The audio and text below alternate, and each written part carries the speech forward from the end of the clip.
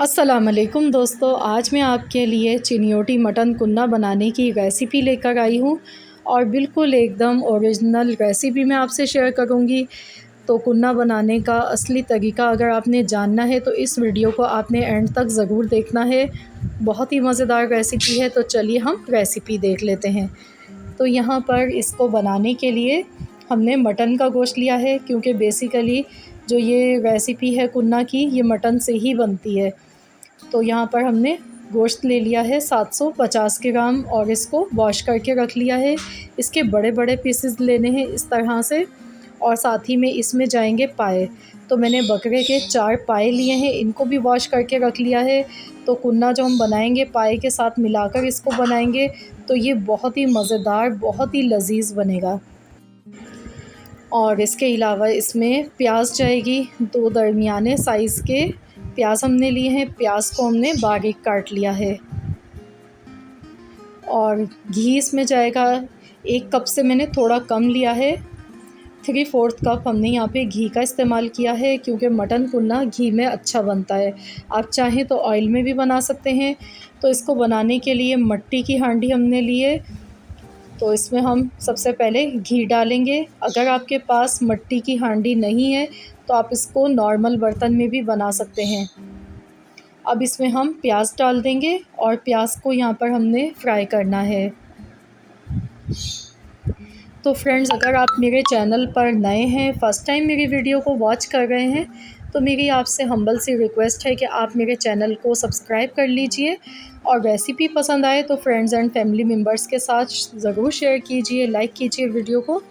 तो यहाँ पर प्याज को देखिए, बस इतना ही फ्राई करना है। तो अब हम इसमें गोश्त डाल देंगे और इसको हम फ्राई करेंगे। इसे यहाँ पे इतना पकाएंगे कि गोश्त का कलर चेंज हो जाए। अब मैं इसमें लहसुन अदरक का पेस्ट डालूँगी, 2 बड़े चम्मच भर के। तो इसको अब हम लहसुन अदरक के पेस्ट के साथ फ्राई कर लेते हैं अच्छी तरह से।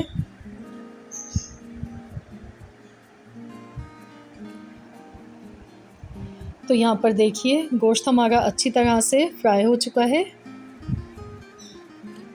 तो आप लोग भी ज़रूर इस तरीके से मटन कुन्ना बनाकर देखिएगा, आपको बेहद पसंद आएगी ये रेसिपी। तो कुछ मसाले इसमें जाएंगे। नमक हस्बे ज़रूरत, हल्दी पाउडर 1/4 चम्मच, पिसा हुआ ज़ीरा 1 चम्मच, पिसी हुई लाल मिर्च का पाउडर 1 बड़ा चम्मच, और साबुत धनिया है देखिए क्रश किया हुआ, ये 2 बड़े चम्मच मैंने लिया है। साबुत धनिया इसमें ज़्यादा जाएगा, इससे मटन कुन्ना का जो अरोमा होता है वो बहुत ही अच्छा निकल के आता है जायका। अब बस कुछ देर तक मसालों को यहाँ पर पकाना है हमें।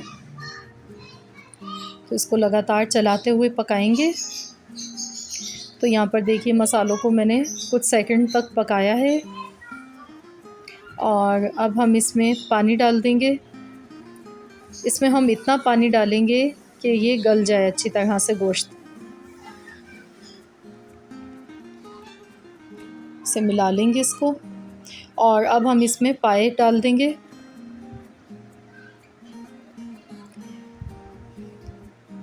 और इसको ही मिला लेंगे। तो यहाँ पर इसको हमने हल्की आंच पर पकाना है। और अब हम इसमें दालचीनी डालेंगे। तो मैंने यहाँ पर 2 इंच का टुकड़ा लिया है दालचीनी का, ये इसमें जाएगा, और 2 बड़ी इलायची जाएगी। तो बस ये डालेंगे और इसे कवर कर देंगे और इसे हल्की आंच पर हम पकने देंगे। इतनी देर पकाएंगे जितनी देर में गोश्त और पाए अच्छी तरह से गल जाएं दोनों चीज़ें। तो यहाँ पर अगर पानी कम होगा तो हम ऐसे ही नहीं, ठंडा पानी डालना है, आपने पानी को गर्म करना है और आपने उसको डालना है। तो मैंने भी यहाँ पर एक दफ़ा पानी गर्म करके इसमें डाला था और इसको गलने में 3 घंटे लगे। तो अब मैं इसे दिखाती हूँ, ये दिखने में ही पता चल रहा है कितनी अच्छी तरह से ये गल चुका है। तो आपने बहुत अच्छा सा ही गोश्त गलाना है। मैं आपको तोड़ कर दिखाती हूँ, ये देखिए कितनी आसानी से इसका रेशा अलग हो रहा है। ये देखिए, इस तरह का गोश्त गला हुआ होता है मटन कुन्ना का, ये देखें।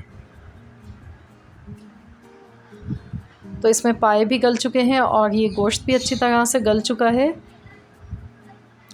तो चलिए, अब मैं आपको इसका मेन इंग्रेडिएंट बताती हूँ, वो है शाह ज़ीरा, यानी कि काला ज़ीरा। ये इसमें जाएगा 1 टेबल स्पून। और अब हमने एक प्याली ली है, इसमें हम 2 चम्मच आटा डालेंगे। ये नॉर्मली आटा है जो घर में हम यूज़ करते हैं रोटी बनाने के लिए। और इसमें थोड़ा सा पानी डालेंगे और इसे मिला लेंगे अच्छी तरह से। तो अब हम इसे मटन कुन्ना में शामिल कर देंगे।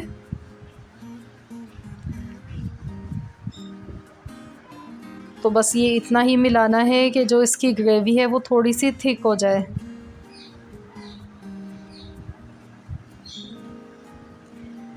तो यहाँ पर देखिए, अब हम इसमें शाज़ीरा डाल रहे हैं और ये काफ़ी गाढ़ा भी हो चुका है। तो बस इसको भी अच्छी तरह से मिला लेंगे। तो बस इसको ऐसे ही 5 मिनट तक मज़ीद और पकाएंगे। तो लीजिए, हमारा बहुत ही बेहतरीन सा, बहुत ही लाजवाब सा चिनियोटी मटन कुन्ना बनकर तैयार हो चुका है, जो कि बेहद लाजवाब बना है। ये देखिए, दिखने में कितना ये यमी सा बना है। आप इसको नान के साथ खाएं या तंदूर वाली रोटी के साथ खाएं, बहुत ही लज़ीज़, बहुत ही उम्दा रेसिपी है। आप अगर एक बार बनाएंगे तो आप इसे बार बार बनाएंगे, इतना लज़ीज़ ये बनता है।